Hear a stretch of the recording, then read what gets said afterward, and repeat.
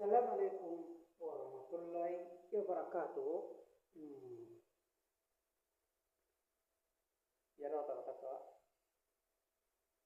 waan ati laaftoon laaltootu si jabaataa jira.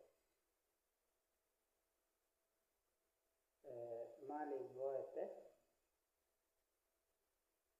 wanni ati tuffattu amma ammoo laaftootti laaltu booddee rakkoo keessa si buusuun siin oola. Yeroo odoo rakkoon ta'u hin dhufne dubbachuun bareedaadha. Kanaaf dubbanna jechuudha.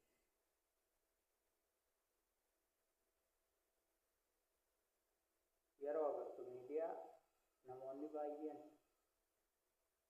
namuu gartee haala biyyaa keessatti waan adda addaa kan dubbatutu jira. Garuu waa hunda fayyinti walii galtee nama lafatti walii galee wal ta'eetu waan fedheewu tokkummaadhaan ittisuu danda'a jechuudha. Yommuu waliin galin akkuma yeeyyiin arba nyaatti jaansanii guddinaa fi baay'inaaf namni bu'aan qabu beera. Yoo walii galteen qabaanne biyya ta'e keessa deemi biyya ta'e jiraatu wannan walii galte. Nuti Oromoon hoggaa kuma tokko hoggaa 200 hoggaa 300 gabroomtee jechaa jira. Isin ammoo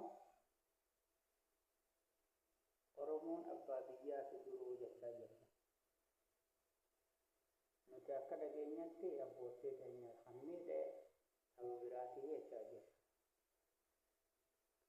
Har'ammoo kan wal miidhu. Eessaa dhufu? Isinumoo wal qoodee wal miidhu jiraanii?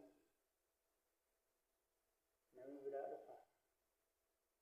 Yeroo isin wal miidhanitti namni isin laalee isin fayyadamuudhaaf isin miidha jechuudha.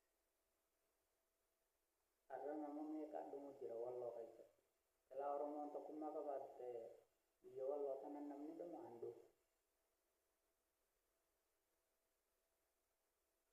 Maaliif tokkummaan akkanatti isin dhibu?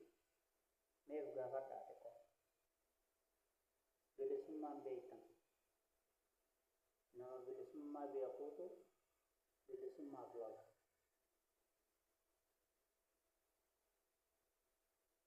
Tigireen namni waa xiqqoon kun ammoo walii galee iyyuma teenya sana irratti waliif galanii yeroo hunda akkamitti Oromoon nu bulchiti jechuudhaaf akkanatti halkanii guyyaa taataafata. Isin ammoo wal gatuudhaaf halkanii guyyaa hiriiban qabda. Rakkoon maali?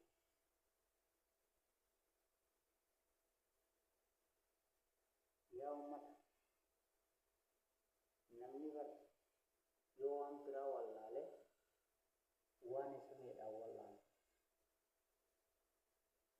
Namni waan isa miidhaa hin beekne namummaa ol qofa. Isaafuu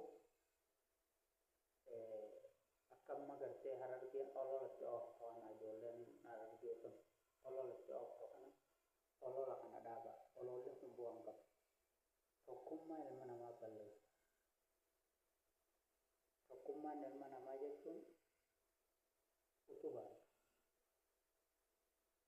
Utubaa namni 10 dhaabee namni tokko hin dhiisu.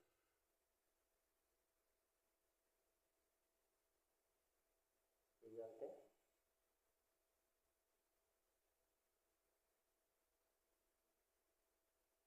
yeroo hunda namni gartee uumantaan itti fayyadamuu bu'aan qabu. Kanaaf tokkoomuu yaada malee wal nyaachuu yaadina. Hangaan guyyaa biraa wal dachaanutti nagaan na oola. Isiniif ta'u